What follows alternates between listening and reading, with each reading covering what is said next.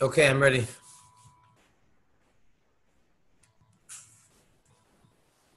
Recording live for 28 July 2020.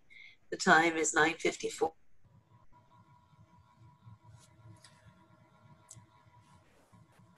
Good morning, Rechavia Nachlaot, Wednesday morning at 9:30, Erev Tisha B'Av of Tafshin Pei. Thank you so much for joining us, and we look forward, Bezrat Hashem, tonight. Unfortunately, if Mashiach will not be here yet, then we'll daven Mariv 8:15 at your own home, Jerusalem local time, and 8:30 we'll have Echa, Lamentations, right here on Zoom and Facebook Live, and then 9 o'clock a special documentary that will be right here. We'll be feeding live. As we inch towards Tisha B'Av, I think it's very relevant to talk about a very powerful message in connection with the Beit HaMikdash. You see, the holiest room in the Beit HaMikdash was the Kodesh HaKadoshim, the Holy of Holies. In the Beit HaMikdash, they had the Aron HaKodesh, the Holy Ark. Inside the Holy Ark were the tablets, the Luchot HaBrit, and the Sefer Torah, and also the jug of the man. And on top of the Aron, you had the Kruvim, cherubs. They looked like two birds or angels, but pretty much they were the image of a male and a female. And it was known that sometimes the male and the female were facing each other, embraced, and sometimes they were facing back to back. When they were facing each other, that was a sign that Hashem that Hashem had a very close relationship with Am Yisrael. And when they faced back to back, that was a message that I was not so happy with the actions of Am Yisrael. Well, listen to this strange statement in the Medrash, that when the enemies of Am Yisrael came into the Beit HaMikdash and then into the Kodesh HaKadashim, to the Holy of Holies, to destroy the Beit HaMikdash, they found the Kruvim, the cherubs, were none other than, what would you think? What would you say? Facing each other, embracing. What?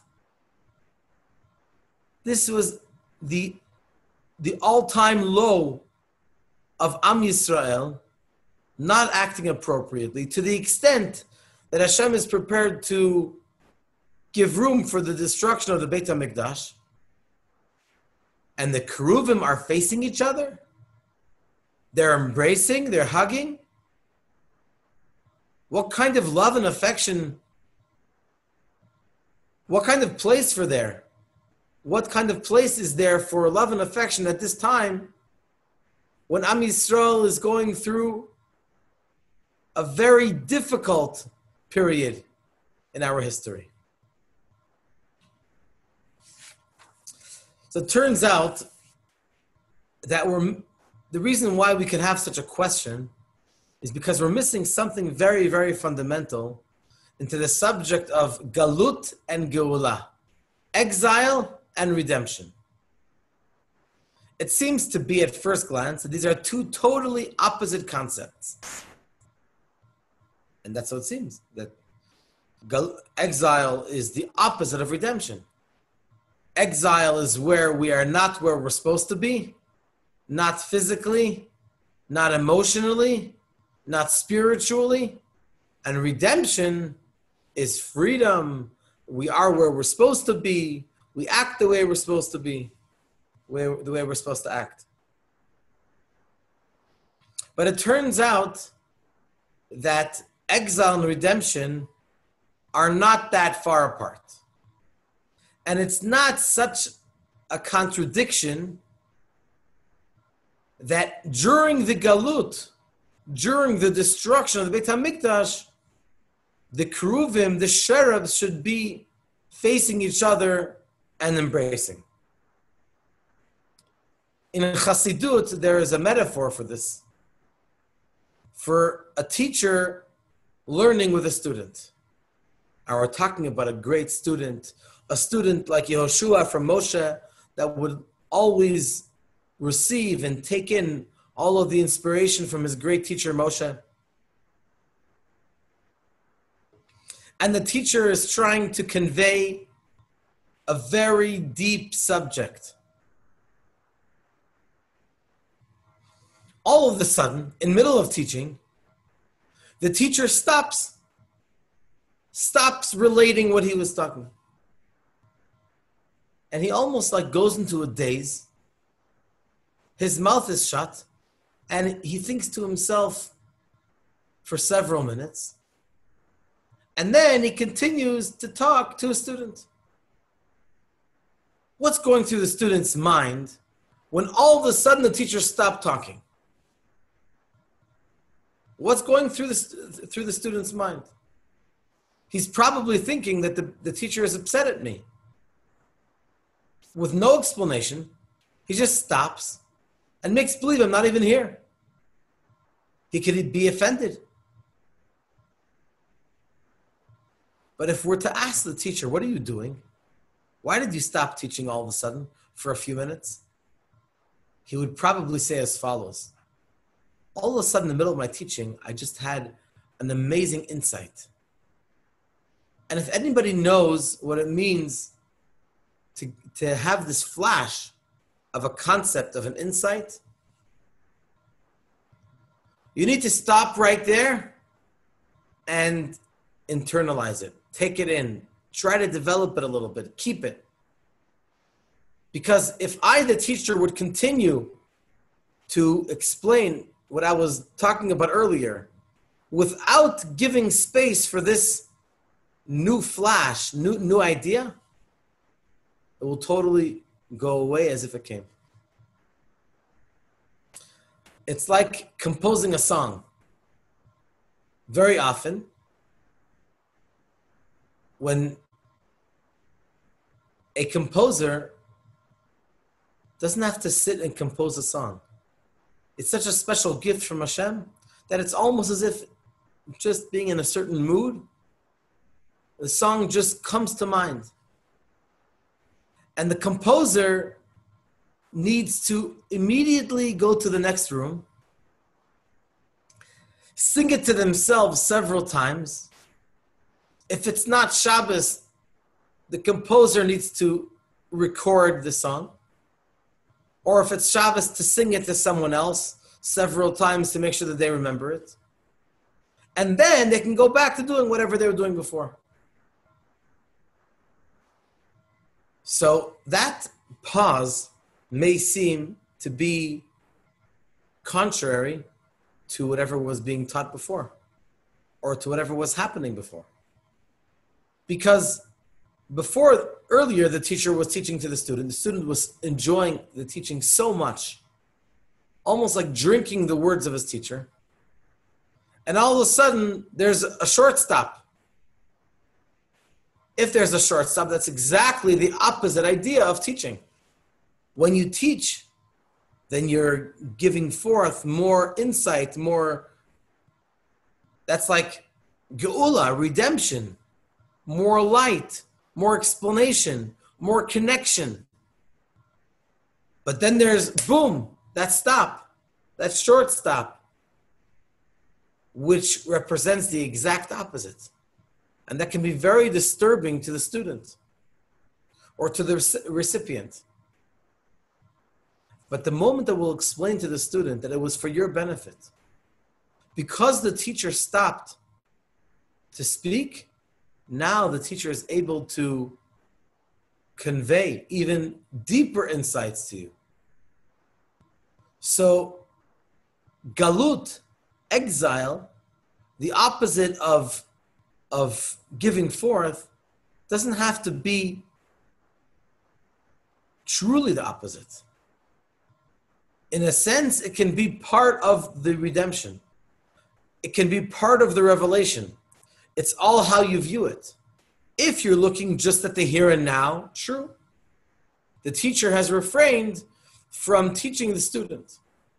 But if you look at the general picture, then you'll realize that the refraining from teaching, the short stop that the teacher did, it only enables there to be afterwards more revelation, more connection, more relationship, and more teaching. The same thing applies to the building and destruction of the Beit HaMikdash. Obviously, building the Beit HaMikdash and being inside is Geula, is redemption. That's what Hashem wants, to have his revelation of godliness right here in this world. Galut, exile, destruction of the Beit HaMikdash is the exact opposite. That's not why Hashem created the world. That's not what we're here for. And so when the enemies of Am Yisrael went into the Beit HaMikdash and they saw the Keruvim, the cherubs, embracing, at first glance, it seems to be an oxymoron. How could you have love and affection simultaneously with destruction? If the embracing of the Keruvim, the cherubs, represent a close bond with Hashem, but right now they're about to destroy, they've already begun perhaps destroying the Beit HaMikdash. So the answer is that if you look at the here and now, you're right. If you look at the here and now, you can't have both. It's either building the Beit HaMikdash or, God forbid, destruction of the Beit HaMikdash. But if you look at the broader picture and you recognize that we have the Beit HaMikdash, we have a relationship with Hashem, and unfortunately, because of our actions, there needs to be right now a temporary destruction. It's only external, only on the surface, but deep down, inside the Beit HaMikdash, there is love and affection between Hashem and Am Yisrael. In other words, nothing in the world can separate between Am Yisrael and Hashem. Even in the all-time low, when Hashem decides to do the worst of the worst, to destroy his own abode, his own home in this world, there still is the concept of embracing Am Yisrael together with Hashem. According to this, we can understand another anecdote which is totally seems upside down. Towards the beginning of the Torah, Hashem makes a covenant with Avram Avinu in Parashat Vayera. Perhaps Parashat Lech Lecha. And the covenant is Brit Ben Abtarim, the covenant walking between the pieces. And Hashem makes a covenant that we're going to be together forever.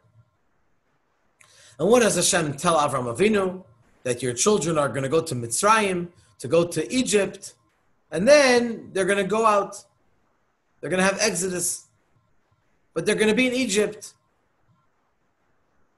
for a very long time.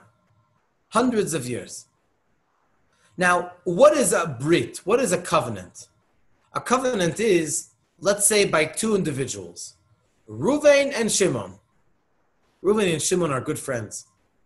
And Reuven and Shimon want to remain friends forever. But everybody knows that all kinds of things can come up. Who knows? Different situations, time can change things. And they're afraid that maybe things will change at a future time. And they won't be as close as they used to be anymore. So they make a covenant, whether it's a handshake or a vow, or like by Avraham Avinu going through pieces of an animal without getting too graphic.